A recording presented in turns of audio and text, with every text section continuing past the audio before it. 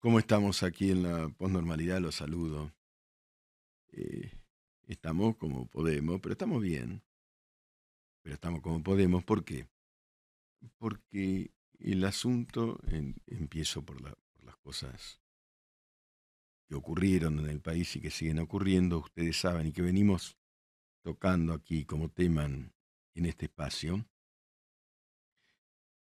el asunto de que el gobierno nacional dispuso primero, a través de Alberto Fernández, no pagar los montos de coparticipación que según la Corte Suprema deben girarse como corresponde, por otra parte, diariamente en la ciudad de Buenos Aires.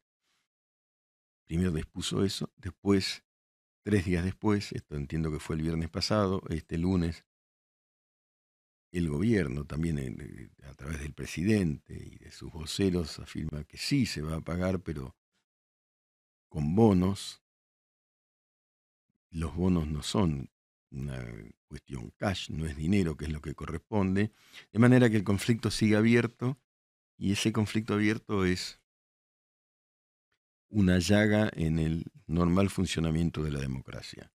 Eso es lo que decíamos ayer, porque simplemente no se está obedeciendo un fallo y un dictamen y una orden de la Corte Suprema de Justicia, que es el máximo tribunal.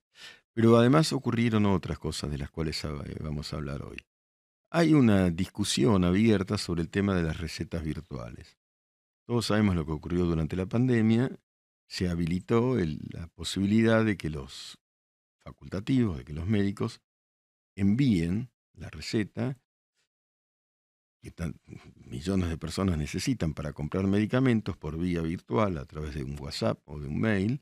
Uno iba a la farmacia, la enviaba a la vez a la farmacia y constatada que la receta era tal o cual facultativo, se entregaba el remedio. Ahora no va a eso.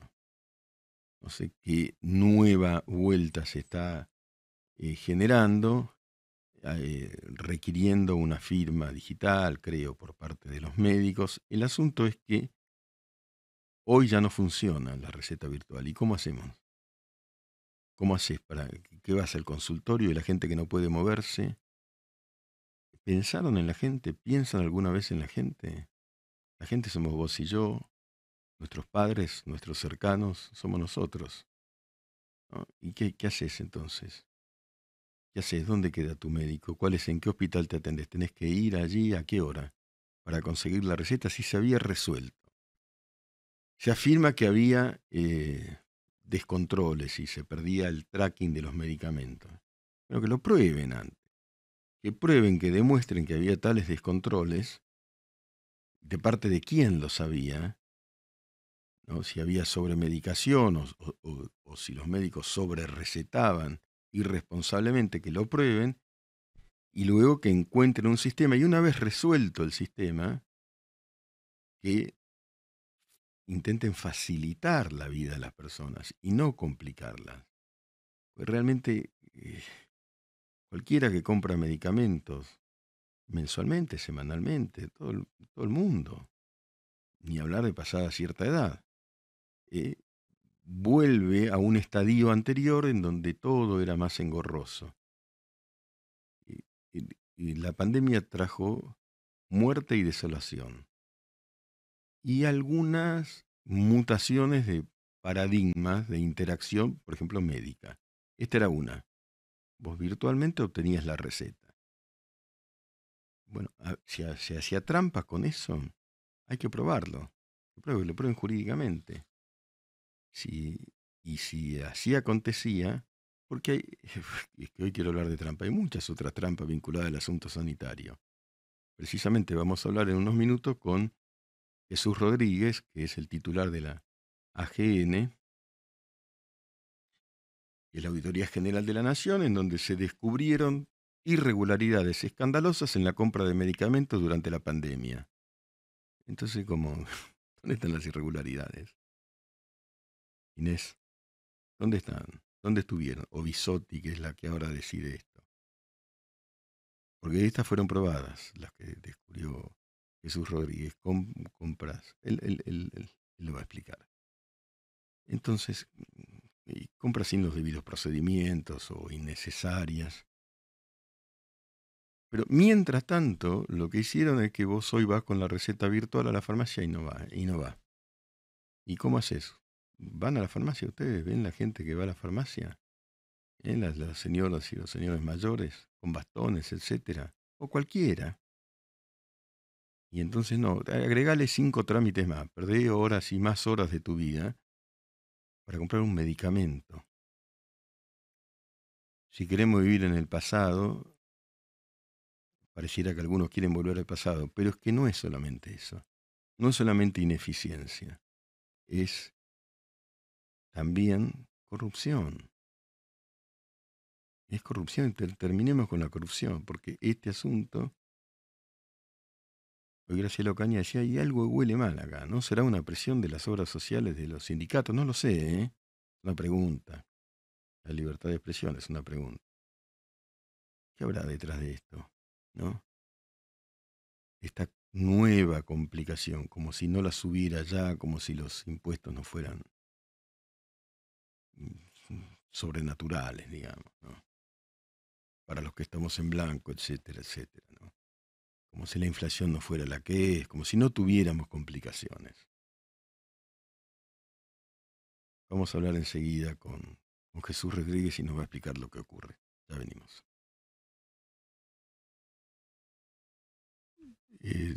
Tuvimos un inconveniente técnico, veníamos, estábamos y ahora estamos recomponiendo la comunicación con Jesús Rodríguez. Yo les estaba comentando que Jesús es una de las mentes más lúcidas para interpretar la crisis argentina desde hace mucho tiempo, tiene una trayectoria de servicio extraordinaria y ahora es presidente de la Auditoría General de la Nación, en donde se detectaron gravísimas irregularidades en las compras efectuadas por el Ministerio de Salud durante la emergencia del COVID-19.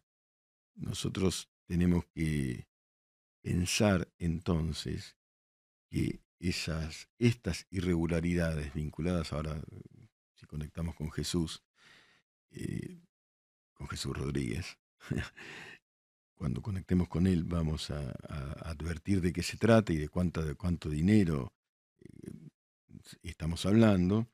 Pero a eso hay que sumarle, digamos, la ineficiencia o la deliberada ineficiencia, si cabe, para traer o para no traer las vacunas. ¿Se acuerdan todo el afer de las Sputnik negociando con Putin horas antes de que Putin iniciara una invasión a Ucrania y las Sputnik dejaron de llegar y no fueron aprobadas por la Organización Mundial de la Salud? Bueno, es un combo, ¿no? Ahí estamos con Jesús Rodríguez. Jesús, disculpas por el inconveniente y gracias Jesús por estar aquí con nosotros. Yo decía, te voy a hacer luego alguna pregunta sobre la situación en general, la situación política que estamos viviendo, pero en principio, ¿qué es lo que se detectó desde la Auditoría General de la Nación en relación a estas irregularidades en la compra de material? Bueno, irregularmente, ¿no? Yo sé que hay un informe muy exhaustivo, qué pasó, qué consecuencias puede tener en términos jurídicos para los responsables, etcétera. Bueno, efectivamente, la semana pasada el Colegio de Auditores Generales aprobó por unanimidad un informe que el objeto de su auditoría era las compras del Ministerio de Salud en los años 2020 y 2021. Ese trabajo es el resultado de un emprendimiento colectivo, conjunto, con otras entidades fiscalizadoras superiores de América Latina y que se lleva adelante cumpliendo todos los estándares internacionales imprescindibles de rigor a los Claro, efectos de llevar adelante esa auditoría. Esa auditoría mostró la existencia de irregularidades, básicamente porque las compras, en lugar de ser llevadas adelante con criterios de licitación abiertas y ampliamente competitivas, se recurrió a procedimientos de invitación a oferentes indicados de manera expresa y previa por el contratante. Eso afecta a la concurrencia, a la competencia, y genera una circunstancia que provee opacidad y esa opacidad, como sabemos, abre las puertas a irregularidades. Bueno, eso que la teoría indica se verificó en la práctica, Ajá. porque por caso tuvimos compras que se llevaron adelante de productos para atender la emergencia que no habían sido aprobados por el ANMAT. Un ejemplo. Otro ejemplo, en esas compras directas fuera de la licitación, había ganadores de la licitación. Fuera de la licitación había ganadores indicados por el ministerio a empresas cuyos titulares de la empresa eran empleados del ministerio. Eso fue Ah, bueno. identificado por la auditoría. Entonces, ¿qué conclusión podemos sacar? Que cuando se vulnera las normas, cuando se recurre a atajos, cuando no se respetan los procedimientos, hay consecuencias que se miden en términos de monetarios, pero también en términos más dramáticos, como son los de vidas humanas. ¿Y por qué señalo esto? Porque si hay algo que queda claro con esta auditoría que hemos hecho, es que lo que nos faltaba saber acerca de cómo se había comprado en la Argentina en materia de compras públicas, ya lo sabemos, con irregularidades. Porque ya sabíamos antes de esta auditoría que, por ejemplo, la Argentina integra el lote de 12 países del mundo de mayor número de fallecidos por habitante, y ese es un dato de la realidad. Sí. La Argentina es uno de los países del mundo que, como todo, vio caer su nivel de actividad económica, pero lo que también sabemos es que la Argentina, la actividad económica en el año 2020 triplicó el número promedio del mundo, según lo que el Fondo Monetario Internacional estableció. También sabemos que como consecuencia de esa caída de la actividad económica aumentó la pobreza, y eso sucedió en todos los países del mundo. Pero en Argentina el incremento de la pobreza es 3 veces el promedio del incremento de la pobreza que se verificó en América Latina para el año 2020. Y eso lo dijo la CEPAL de las Naciones Unidas. Y también sabemos que la Argentina tuvo 242 días de aislamiento social obligatorio y que esto constituye un número muy superior al promedio global. Y también sabemos que hubo una afectación de la calidad democrática medida por indicadores que llevaron adelante universidades muy prestigiosas internacionales, donde la Argentina clasificó en 120 países solamente por debajo de Sri Lanka. Así que si uno tuviera que decir algo, la gestión oficial de la pandemia ha sido pésima y lo que nos faltaba saber si habían sido transparentes las compras, lo sabemos ahora porque se demuestra que han sido viciadas de irregularidades.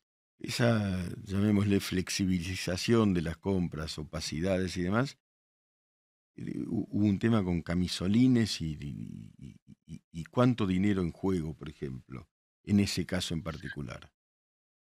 Bueno, no recuerdo ahora la cifra, pero estamos hablando de millones de Cuatro pesos, mil ¿no? quinientos ochenta y 4.581 millones de pesos durante el 2020, según una lectura preliminar que estoy haciendo. Pero quiero decir, efectivamente, esto cobró vidas y dinero que es de todos, ¿no es cierto? Y eso, Jesús, ¿quiénes son los responsables? Vos decís, hay empleados del ministerio que resultaron beneficiados, ¿no? Eh, eh, en algo que no eran Por exactamente compras, licitaciones, por por compras. compras, Bueno, por compras de manera adjudicadas de manera directa a empresas que se demostró que sus titulares eran empleados del ministerio. Es así. eso es impresionante. Y entonces, jurídicamente ahora esto tendrá una consecuencia. ¿Cómo sigue, digamos? La auditoría Bueno, tiene... ¿qué hemos hecho nosotros? Como en todos los casos, cuando hacemos una auditoría y en esta también, antes de aprobarla, remitimos los hallazgos al sujeto auditado, en este caso al ministerio, para que haga su descargo. Correcto, Las respuestas ofrecidas no modificaron los hallazgos que hizo el personal técnico y profesional de la auditoría. Por eso, el informe fue aprobado por unanimidad de los auditores. Con ese informe, aprobado la semana próxima, desde aquí se lo remitimos a la Comisión Mixta Revisora de Cuentas del Congreso, que es aquella comisión que se responsabiliza de las relaciones con la auditoría. Como vos bien sabés, Miguel, la auditoría es una institución que goza exacto, de autonomía constitucional, que es la asistencia técnica del Congreso.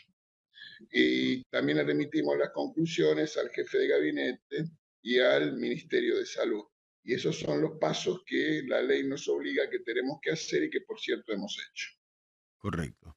Sí, supuestamente entonces estas irregularidades fueron perpetradas, digamos así, durante la gestión de Ginés o ya estaba Bisotti o no está claro todavía. Estamos hablando de los años 2020 y 2021. Correcto, clarísimo. Jesús, yo aprovecho que estás aquí y esto es crucial, esta investigación de la auditoría bueno, esto lo digo yo, que afortunadamente vos presidís para todos nosotros, ¿no? Porque uno sabe de tu capacidad y honestidad. Pero quiero saber tu opinión también, digamos, sobre lo que ocurrió, lo que está ocurriendo en relación al dictamen de la Corte respecto de los giros a la ciudad de Buenos Aires, la respuesta del gobierno y qué implica esto en términos institucionales, según tu mirada. Bueno, te voy a dar la respuesta, por cierto, pero enmarcada en un contexto. Correcto, Yo tengo la más absoluta convicción que existe una asociación directa, una relación de causalidad inmediata entre la fortaleza, la espesura, la densidad de las instituciones y los resultados económicos y sociales en un momento determinado en un país. Y esa afirmación tiene evidencia empírica. No hay forma de pensar o explicar las diferencias que existen por caso entre Nicaragua y Costa Rica si no le incorporamos la dimensión institucional. exactamente, No importa si la dictadura de Nicaragua es la de Ortega o es la de Somoza. La democracia es superior en ese sentido.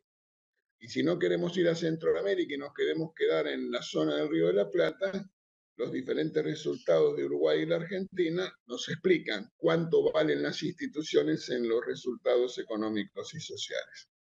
Desde esa perspectiva y esa mirada, es muy nocivo, muy perjudicial, muy lamentable, muy desgraciado que se afecte la independencia de los poderes, la rendición de cuentas y el control a partir de pretensiones hegemónicas. ¿Por qué? Bueno, porque el sistema político tiene un pilar de naturaleza democrática, que es elecciones libres, verificables, limpias. Pero ese pilar tiene que ser complementado, ese pilar democrático, con un pilar liberal, el derecho de los individuos y de los ciudadanos a sus consagrados, especialmente el de las minorías. Pero no alcanza con eso porque también hay una dimensión republicana, que es el control, que es la rendición de cuentas, que es la verificación de los pesos y contrapesos. Eso es el sistema político que hace viable en una sociedad occidental, con los valores que tenemos, un eficaz funcionamiento que sea condición para el progreso económico. está clarísimo. Jesús, ¿qué está sucediendo ahora en el seno del radicalismo, ¿no? Enfrentamos, ya llega un año electoral. ¿Cómo ves las cosas vos, digamos, con tu trayectoria en ese espacio? Bueno, muy entusiasmado porque el radicalismo ha recuperado musculatura, forma parte de una coalición que en su momento contribuimos a construir, que yo estoy aquí sentado porque el radicalismo es el partido opositor con mayor número de bancas en el Congreso, porque manda la Constitución eso habla de su representatividad, además de los gobernadores, gobierna 3 provincias argentinas, 500 intendencias de todo el país, Así que ese vigor, esa relevancia política y territorial viene de la mano de una voluntad de contribuir con nuestro esfuerzo político a el fortalecimiento de Juntos por el Cambio, al mismo tiempo que con la voluntad política de liderar, aspirar a liderar esa coalición. Creemos que tenemos historia, trayectoria y candidatos para avanzar en esa dirección. Es una pregunta a ver, en un punto no querría hacerte, pero ¿tenés un candidato para vos más favorable para esta circunstancia Yo dentro del te, radicalismo? te señalaría que hay dos personas que cumplen esas condiciones. El gobernador Morales, que ha Ujú. hecho posible la recuperación de la paz y de la tranquilidad y la convivencia pacífica en la provincia de Jujuy, luego de atropellos extraordinarios que ahí se vivieron. Así es. Y el doctor Manes, que es un candidato que obtuvo un gran resultado electoral en la provincia de Buenos Aires, que incorpora vocación de cambio y al mismo tiempo vocación de transformación de las estructuras en la Argentina de cara a la modernidad. Porque si hay algo que tengo claro es que debemos evitar algo así como una cultura de la restauración, de volver a algún momento supuestamente ideal del pasado. Y no es porque descreamos de la nostalgia, es porque nos lo impone la realidad. El mundo, sus desafíos, sus exigencias, requiere mirar los ojos, mirarlo con ojos de futuro, con los valores de siempre, en nuestro caso el radicalismo, la libertad y la igualdad, pero con ideas actualizadas para este tiempo. Jesús, te agradezco profundamente. Muchas gracias. Muchas gracias por tu Al contrario, lucidez Miguel, y tus precisiones. Muchísimas gracias. Un gran abrazo. un abrazo, buenas tardes y un gusto compartir I- esta tarde con vos. Adiós. igualmente, igualmente. Gracias. Quiero recalcar algunos de los conceptos de Jesús Rodríguez recién, algunos. En primer lugar, de hechos, de lo fáctico propiamente, ¿no? Hubo compras durante el año 2021 sobre el COVID desde el Ministerio de Salud, y los que fueron beneficiados y que cobraron por compras sin las debidas procedimientos para comprar eran empleados del Ministerio de Salud. ¿Qué me contás? ¿Qué me contás? Y después dicen que te vamos a complicar la vida a millones de personas porque la receta no sé qué pasa. Y esa plata, 4.581 millones de pesos, eso es solo de una de las defraudaciones. Llamémosle presuntas defraudaciones, pero es la Auditoría General de la Nación, que es un organismo autónomo del gobierno, a la vez escrutado, digamos, controlado por diversas ONGs o asociaciones o auditorías internacionales, ¿no? Es decir, está probado el asunto de esa defraudación, a la cual, reitero esto, hay que sumar todo el affair Sputnik, que no sabemos bien en qué terminó, toda la demora escandalosa en la llegada de la Pfizer, donde se decía que Pfizer iba a tomar los glaciares, no sé qué barbaridad, ya lo sabemos todo esto, pero recordemos lo que pasó, porque también hay que tener memoria, ¿no? Dijo Jesús Rodríguez y dijo bien, Argentina está entre los 12 países con mayor cantidad de muertos por habitante. Si, habida cuenta de que las vacunas se demoraron, de que hubo negociaciones incompatibles, de que hubo corrupción en el medio, decís, bueno. Y el otro elemento que es crucial rescatar de lo que dijo Jesús Rodríguez es, siempre es crucial rescatar esto, que hay una relación directa entre la solidez institucional y el rendimiento económico de las sociedades. Él dio el ejemplo de Nicaragua, que es una dictadura espantosa, atroz, atroz. Daniel Ortega y su mujer son, Murillo se llama ella, son una cosa, presos políticos, toda la oposición encarcelada, persecuciones, represiones, hasta los jefes de la iglesia perseguidos, un horror. Nicaragua tiene una pésima situación económica. Costa Rica, donde hay una salud institucional infinitamente mayor, tiene un mayor bienestar económico, por supuesto. En la Argentina, 100% de inflación anual tiene que ver con la debilidad institucional. No es solamente una cuestión económica.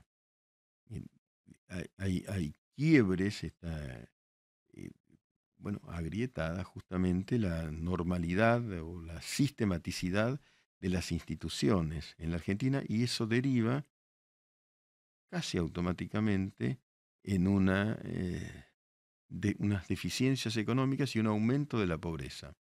Si no respetás de las instituciones, hay más pobres. No respetás las instituciones, hay más inflación. No respetás las instituciones, cuando vos decís hay más pobres, no son los otros, sos vos que te estás empobreciendo también. Está claro esto, ¿no? Es decir, tu salario vale menos, esto es la inflación. Obviamente, quienes están más desfavorecidos bajan aún más y ya llegan al nivel de indigencia, que es no poder procurarse la comida. Eso es la indigencia. Tener que acudir a los comedores populares, etcétera. Y en los comedores populares hay una cantidad de conflictos porque no hay lugar. Esta es la magnitud de lo que estamos viviendo ahora. Esa manifestación tan interesante de 5 millones de personas eh, por el asunto del campeonato mundial es realmente muy interesante porque es el lado. Alguien habló, es el técnico, un técnico, Klopp creo que se llama, ganó el campeonato mundial un país de indignados. En lugar de salir a romper todo, excepto una minoría que por supuesto intentó hacerlo, siempre ocurre, salieron 5 millones a manifestar, bueno, pacíficamente. Frente a tantos desmanes, una manifestación pacífica de 5 millones sin pertenencia política exhibida, sin micro, sin aparatos. Hay que pensar en eso. Insisto, hay que pensar en eso porque algo significa una movilización de esa naturaleza. Eh, Algo está representando, ¿no? Y por ahí la indignación está subterránea en algún lugar y no sea cosa que haya una erupción. Vaya a saber uno y ojalá que no la haya. Y ojalá que no la haya. Pero si vos te vas enterando de sucesivas corrupciones que se van yuxtaponiendo las unas a las otras y vas advirtiendo que hay una asociación entre tus malestares económicos y esas corrupciones, y bueno, te indignás. Reitero, tu malestar económico, tu salario que decrece, tu, tu problemática tiene que ver con esa corrupción y con ese irrespeto al sistema institucional, que finalmente termina siendo un irrespeto o una transgresión del sistema constitucional, ¿no? Es un poco lo que decía Jesús Rodríguez, pero al margen de eso vayamos a los hechos. Hay que ver ahora quién paga, reitero, por camisolines, no sé cuántos miles que se compraron, sin ningún tipo de transparencia. Es decir, y por cosas que se compraron sin la aprobación de la ANMAT, que es el organismo que debe eh, bueno, verificar la-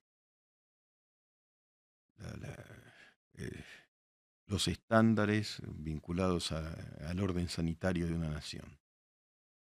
Mientras tanto, el sufrimiento crece y ahora la receta no sé qué cosa, porque es así, no sé qué cosa, porque además además de todo, lo que estamos padeciendo, perdón que hoy sea un programa un poquito mala onda, pero bueno, ¿qué cree que te diga? ¿Qué cree que te diga? Cuando uno se va informando, a veces las cosas son así, ¿no? Y hay un poquito bastante de mala onda. Cuando vos vas verificando que hay no solamente corrupción, sino impunidad, bueno, el clima se va enrareciendo y las cosas, en lugar de ir mejorando, van empeorando. Esta decisión de no obedecer a la corte y después de ofrecer pagar con bonos, que son, esta frase la tomo prestada, pero alguien con mucha lucidez me dijo, los bonos estos son un pagadiós. Un pagadiós, ¿viste? Anda a cobrarle, ¿sabe qué? La ciudad de Buenos Aires anda a cobrarle, paga Dios. Y cuando vos verificas que estas cosas ocurren y que son trampas una detrás de la otra, y no hablo solamente de un gobierno en particular, ¿eh? Hablo de un problema profundo en la Argentina vinculado a la corrupción y a la ineficiencia, teniendo tantas posibilidades para funcionar de otra manera. Bueno, observando todo eso, uno se observa también que hay un déficit comunicacional. Entonces vos, por ejemplo, volviendo a la tierra, a lo más llano, a lo que nos toca todos los días con la receta, hoy no sabes qué hacer. ¿Te sirve la que te enviaron antes de ayer por el celular o no te sirve? ¿Qué sé yo? Está mal comunicado. No solo está todo mal, sino que encima está mal comunicado. Bueno, igual hay que seguir adelante, buscar la posnormalidad, es decir, salirnos de esta normalidad que de pronto nos oprime y buscar las ventanas que se abran y seguir poniéndole fuerza a todo esto. Un abrazo muy afectivo a cada uno de ustedes.